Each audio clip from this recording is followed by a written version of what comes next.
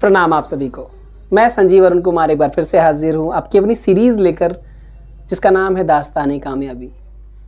उसके भाग 2 में हमने बात की थी मोहम्मद उबैद कमाल से, जिसमें उन्होंने बताया कि कैसे उन्होंने God of cricket Sachin Tendulkar का आउट किया था, और साथ ही हमने ये भी जाना कि कैसे भारतीय टीम में उनका सिलेक्शन होते होते रह गया। और अब हम लेकर आ रहे हैं भाग 3, जिसमें आप सुनेंगे कि कैसे उन्होंने भुवनेश्वर कुमार को कैंप के आखिरी 10 मिनट में लेग कटर सिखाई। साथ ही साथ हम जानेंगे कि यूपीसीए की योजना क्या है नए गेंदबाजों को लेकर, और इसी के साथ हम ये भी जानेंगे कि वाराणसी में बनने वाले अंतर्राष्ट्रीय क्रिकेट स्टेडियम से क्या फ़ायदा होगा पूर्वांचल के खिलाड़ियों को। बहरहाल ढेर सारी बातें हमने कर ली। सर, कोई ऐसी और घटना उत्तर प्रदेश क्रिकेट को लेकर जिसने जैसे अफवाह फैली, मैं उस पर ही आता हूँ सीधी बात पे, अफवाह बहुत है कि उत्तर प्रदेश में पैसा चलता है, पार्शियलिटी होती है, तो अगर आप उस पर थोड़ा प्रकाश डालें तो नए खिलाड़ियों को थोड़ी मदद मिल सकेगी सिलेक्शन के नाम पर। देखिए, हम लोग तो क्रिकेट से जुड़े हुए हैं, हमारे रग रग में क्रिकेट है जी।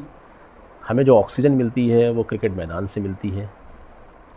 तो हमें तो आज तक कभी ऐसा नहीं हुआ कि किसी से पैसे को लेन देन का मामला हमारे तक आया हो, या हमारे से किसी ने, अगर किसी के अंदर दिखता भी है ना ऐसा किसी पेरेंट में या किसी बच्चे में, तो हम लोग उसको दूध में मक्खी की तरह धीरे से उसको निकाल देते हैं। सर, अगर पेरेंट्स को भी सलाह देनी क्योंकि अफवाहों के तो पैर नहीं होते ना जी। आप अंदर घुसोगे तो अफवाहें तो क्लियर हो जाएंगी, लेकिन क्या ज़रूरत क्या है हमें जाने की वहाँ। क्रिकेट से इज्जत मिली है, क्रिकेट ने शोहरत दी है, क्रिकेट से आज हम अपनी रोजी रोटी, हम उसके साथ ऐसा कैसे कर सकते हैं। क्रिकेट ने बहुत प्यार दिया सर आपको। बिल्कुल। तो हम तो बची ज़िंदगी में भी चाहेंगे कि ऐसे ही क्रिकेट को से जुड़े, किसी और तरह से ना कभी जुड़े हैं ना जुड़ेंगे। क्रिकेट मेहनत का मिलना चाहिए, जी तोड़ मेहनत का मिलना चाहिए। तो मेहनत करने में कोई पीछे नहीं रहते। ये अफवाहें हैं, ज़्यादातर अफवाहें होती हैं। अगर किसी ने ऐसा कुछ गलत किया भी है तो वो यूपीसीए से जुड़ा नहीं होगा, वो यूपीसीए से जुड़ा रह ही नहीं सकता जो ऐसा कुछ करेगा। तो सर, ऐसी कोई यूपी में कमेटी है क्या यूपीसीए की, शिकायत कर पाए बच्चे अपना इस तरीके की, कुछ भी ऐसी कमेटी? अरे भाई, ये तो मामला ऐसे है कि शिकायत करने के लिए हज़ारों प्लेटफॉर्म है, कहीं भी कर देगा। अगर सच्चाई उसमें है कोई तो कहीं भी कर दे, मीडिया नोच डालेगी। अगर किसी ने ऐसा कोई गलत काम किया है तो नोच के रख देगी। तो मैं समझता हूँ इस सब चीज़ों में हमें नहीं उलझना चाहिए। सर ने क्लियर कर दिया जैसा कि आपने, सच्चाई है कि छोटे लेवल पे जो लोग आपस में बात करते तो अफवाह मात्र है। सर, अभी यूपीसीए का क्या प्लान है नए खिलाड़ी जैसे छोटे शहरों से आ रहे बच्चे, तो उनके ऊपर कोई खास ध्यान है, कोई ऐसा प्लान है क्या यूपीसीए के पास कि बच्चे? देखिए, मैं ज़्यादा तो बात नहीं कर सकता, लेकिन मैं फास्ट बॉलिंग के बारे में बात कर सकता हूँ कि यूपीसीए ने इधर कुछ सालों में बहुत अच्छा फास्ट बॉलिंग को लेकर प्लान किया, जिसमें मुझे बोला गया और मुझे भेजा गया, डिस्ट्रिक्ट में जाके कैंप लिया है मैंने, और उस कैंप से फ़ायदा भी हुआ है। उस चीज़ को कंटिन्यू करने का इरादा भी है आगे आने वाले टाइम में, और भी इसी तरह की चीज़ें आप देखेंगे।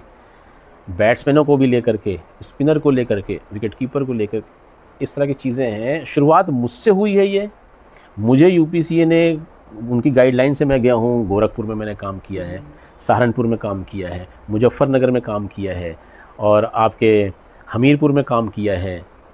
ऐसे और कई सारे डिस्ट्रिक्ट में गया हूँ मैं। तो शाहजहानपुर में काम किया है ना।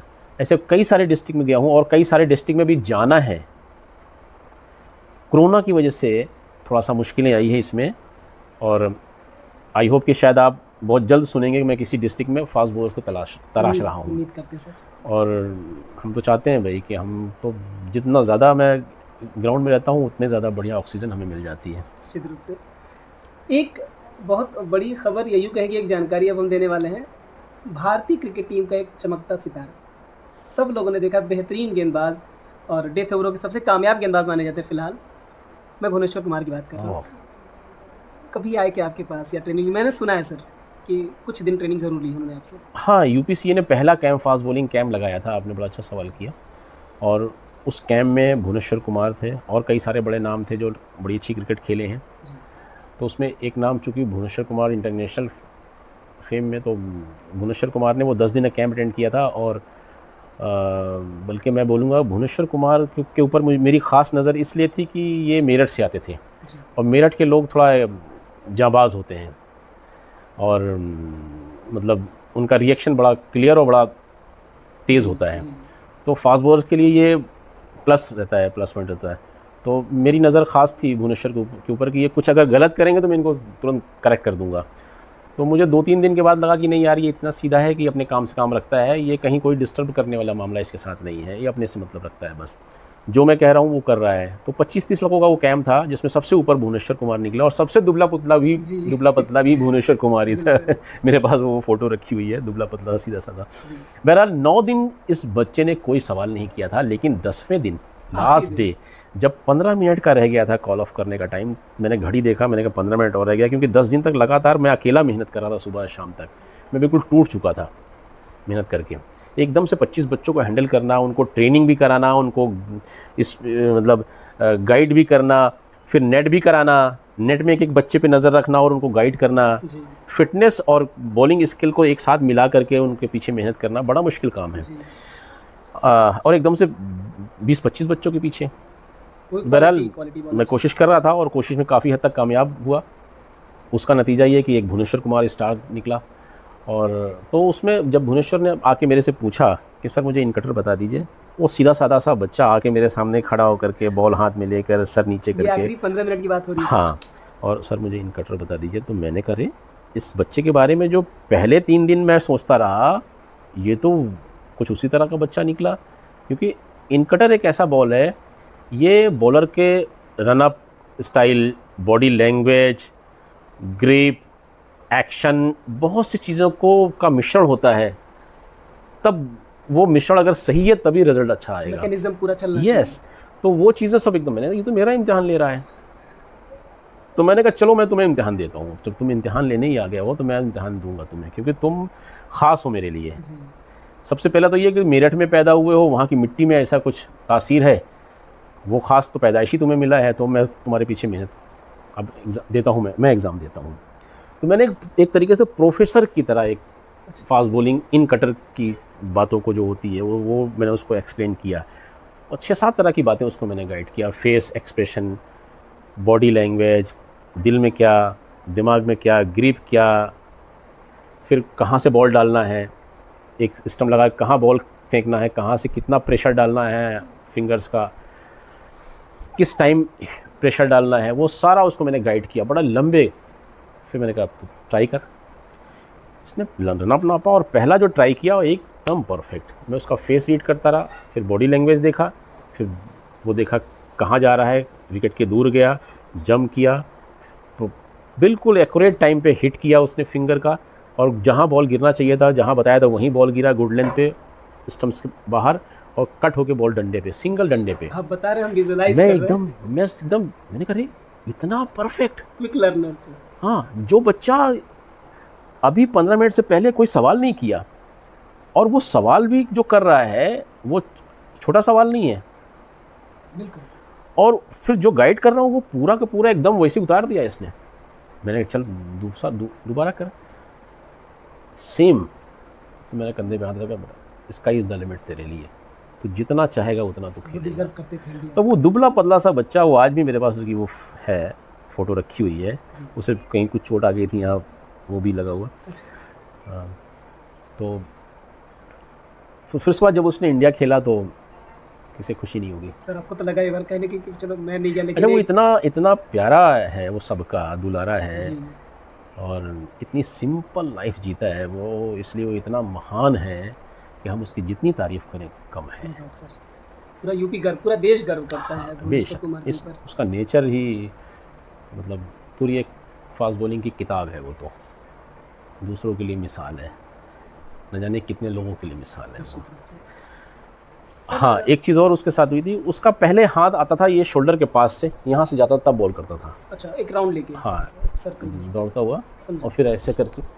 तो मेरे माइंड में था कि ये इंडिया अब खेल रहा है, रणजी ट्रॉफी और इंटरनेशनल क्रिकेट में थोड़ा सा फ़र्क है। जो देखा जाए उस टॉप लेवल का बहुत बड़ा फ़र्क होता है। वो हर कोई एडजस्ट नहीं कर पाता है, उस टाइमिंग को नहीं समझ पाता है, लेकिन उसने उसको भी बड़ा अच्छा समझा, तभी तो इस्टेब्लिश हुआ। तो मुझे लगा कि यार रणजी ट्रॉफी में तो चल गया यहाँ से हाथ आने की वजह से, अब इंटरनेशनल लेवल पे जब यहाँ जाए के बॉल डालेगा तो इसमें तो टाइम वेस्ट होगा, वहाँ तो बिल्कुल खुल जाएगा मामला। तो वहाँ उसका फिर यहाँ से आना शुरू हो गया। तो एक दिन मेरी मुलाकात हुई तो मैंने पूछा कि ये तुमने अपने से किया या हो गया, किसी ने गाइड किया? जी तो उसने कहा नहीं सर ये अपने आप। तो वो इतना क्लियर और इतना डीप लर्नर है कि वो सिचुएशन जो जिस लेवल का खेलता है उसमें क्या चाहिए, कौन सी टेक्निक, बिल्कुल सर, कब बॉल फायर करना है, कब कितना स्विंग कराना है। सेल्फ एनालिसिस 100% तो कोई सक्सेस नहीं होता, लेकिन फिर भी एक सक्सेस रेट उसका बहुत हाई है।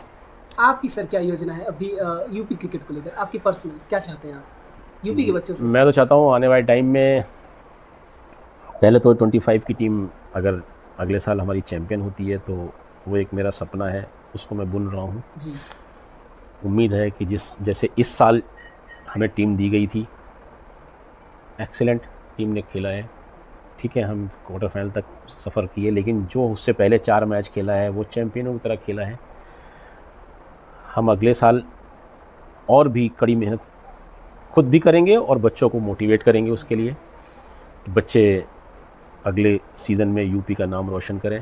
क्योंकि 25 जब हमारी टीम स्ट्रांग हो जाएगी, जैसे 19 के स्ट्रांग होने से पहले हम रणजी ट्रॉफी का पे उसको असर आता है, 25 पे पूरा असर आता है, इसी तरह 25 में अगर हम कंपटीशन सॉलिड और उसके बाद हम परफॉर्मेंस भी सॉलिड, तो हमारी रणजी ट्रॉफी टीम और जो है वो अच्छी निकल के आएगी। तो इस तरह से यूपीसीए हमें भरपूर मदद कर रही है, भरपूर सपोर्ट कर रही है अच्छी अच्छी टीम बना करके उनको लड़ाने के लिए। आने वाले टाइम में 2-3 साल 4 साल में आप देखना, मुझे ऐसा लगता है कि यूपी की टीम अभी और अच्छा करेगी। उम्मीद करते हैं सर हमसे। यूपीसीए अभी बहुत कुछ आगे प्लान करके जी जो डिस्ट्रिक्ट लेवल पे जो उनकी प्लानिंग चल रही है ना वो बहुत अच्छी चल रही है। और 2-3 साल में आप देखना कि क्रिकेट एकदम जो है बदल जाएगा। बनारस में, वाराणसी में एक नया स्टेडियम बन रहा है, फ़ायदा होगा सर क्या? बहुत खिलाड़ियों फ़ायदा होगा, बहुत फ़ायदा होगा, हमने भी सुना है। और आसपास के वो एरिया में मतलब एकदम से जुनून और जोश को? जी आपको वो दिखाई देगा। और बनारस तो भाई चूँकि हमारे प्राइम मिनिस्टर साहब की वो जी तो इसलिए जो है वहाँ पर अगर स्टेडियम बनता है तो जल्द से जल्द बनेगा, जल्द से जल्द वहाँ ज़रूर यूपीसीए जो है इंटरनेशनल मैचेस ऑर्गेनाइज कर देगा, तो पूरे प्रदेश को इससे फ़ायदा होना है। अब सर एक आखिरी सवाल क्या, एक सीख या सलाह जो आप नए बच्चों को देना चाहते हैं जो क्रिकेट में करियर बनाना चाहते हैं, क्योंकि बच्चा अपना पीक टाइम तो क्रिकेट को देता है, इन केस अगर वो सफल नहीं होता है तो फिर थोड़ी आगे का रास्ता मुश्किल होता है, तो उन बच्चों के लिए क्या सलाह होगी? नहीं, क्रिकेट में ही अकेले सिर्फ क्रिकेट में सिर्फ बैटिंग और बॉलिंग ही नहीं है भाई, इसके अलावा अंपायरिंग है, स्कोरिंग है। क्रिकेट में तो बहुत सारे ऑप्शन है इस टाइम फ्यूचर बनाने का। तो बच्चा अगर सच में क्रिकेट से मोहब्बत करता है तो मुझे पता है उसे आने वाले टाइम में उसका भविष्य सुनहरा होगा। जी अगर वो दिल से मोहब्बत नहीं करता तो फिर तो आप किसी भी फील्ड में जाओगे, अगर आप उसमें जुनून नहीं है तो फिर तो आप उसमें किसी में भी जाके सक्सेस नहीं होगे भाई। कंपटीशन हर जगह है, क्रिकेट में ज़्यादा है, लेकिन उसी तरह से क्रिकेट में सक्सेस रेट भी तो ज़्यादा है। आप देखो ना, क्रिकेट में अगर आप सक्सेस हो रहे हो तो आपको लोग नाम और ऐसा इज्जत मिलती है कि जी हम तो कहते हैं भाई मैं तो बड़ा लकी था जो मैंने क्रिकेट का रास्ता चुना और रब ने मुझे खेल जीवन में सक्सेस बनाया और लोगों की दुआओं से। सर इतनी शोहरत नवाजी गई है आपको, मतलब हम सब मतलब सुना करते थे या देखा करते थे, पेपर्स में पढ़ा करते थे कि उबैद कमाल और खासतौर पर आपके साथ जैदी भाई का नाम आता है, आशीष भूषण जैदी, कि आप दोनों की जोड़ी है जो किसी को भी तोड़ सकती थी, ये सब दिखा जाता था सच्चाई है, मैगजीन्स में, और हम पढ़ा करते थे। सच्चाई है। बहुत बड़ा बॉलर हुआ है आशीष भूषण जैदी, और क्या फिटनेस लेवल था उस बंदे का, एक बहुत बड़ा ऑलराउंडर हुआ है। और यूपी ने तो एक से एक खिलाड़ी दिए हैं भाई, खिलाड़ियों की कमी है। ज्ञानेंद्र पांडे, रिजवान शमशाद, ऐसे बहुत सारे क्रिकेटर जो जिन्हें और ऊपर मौका मिलता तो और अच्छे क्रिकेट खेले होते। सर हम इतनी बातें कर रहे हैं, बातें ख़त्म नहीं हो रही, फिर भी एक सवाल और, आपका आइडल कौन था जो आपने क्रिकेट शुरू की थी? मेरे कपिल देव, जी हेडली, इमरान खान, तीनों विश्व स्तरीय गेंदबाजों के नाम लिए सर आपने। मैंने इन तीनों लोगों की बॉलिंग को बहुत करीब से देखा। सबसे ज़्यादा करीब से अगर देखा तो कपिल पाजी को देखा। तो कपिल पाजी के साथ मुझे खेलने का मौका मिला, साथ बॉल करने का मौका मिला, बातें करने का मौका मिला, तो मैं तो सबसे बड़ा फ़ैन उन्हीं का हूँ।